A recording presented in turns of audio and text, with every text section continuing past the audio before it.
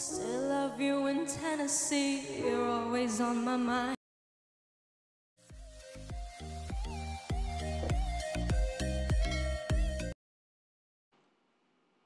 Ogie Alcacid napawaw, napasigaw sa performance na ipinakita ni Alexa Ilacad.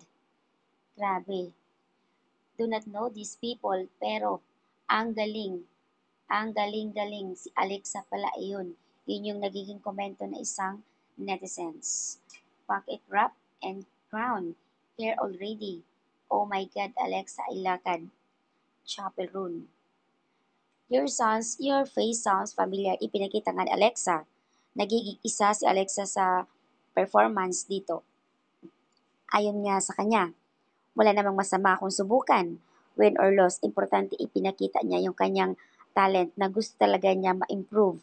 Gusto niyang makuha yung goal niya na magaya niya itong si Chaperon. Ang galing. Sa post naman ni Alexa, lakad sa Instagram dahil nakapost na nga ito. Samot-saring reaction ng mga netizens. Ang dami nagbigay komento, kapwa artista.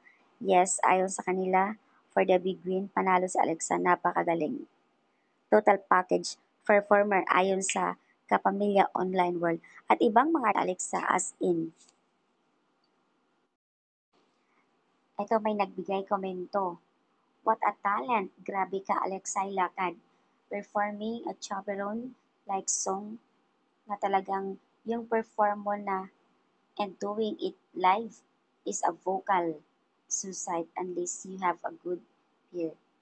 Yung boses mo na as in nangingibabaw na sobrang napakaganda. Is that a chaperon?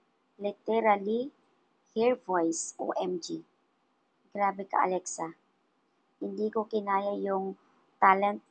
Ang galing ni Alexa, masasabi ko lang. Oh, kaloka si Chapel Ron talaga. Sabi ko nga, hindi ko kinaya pero grabe, kinaya ni Alexa pala. And this girl star will shine. Even the brightest, super talented and humble. So, ayan pinagiging komento ng mga netizens na ipinakita ni Alexa Ilacad dahil nga po sa kanilang competition.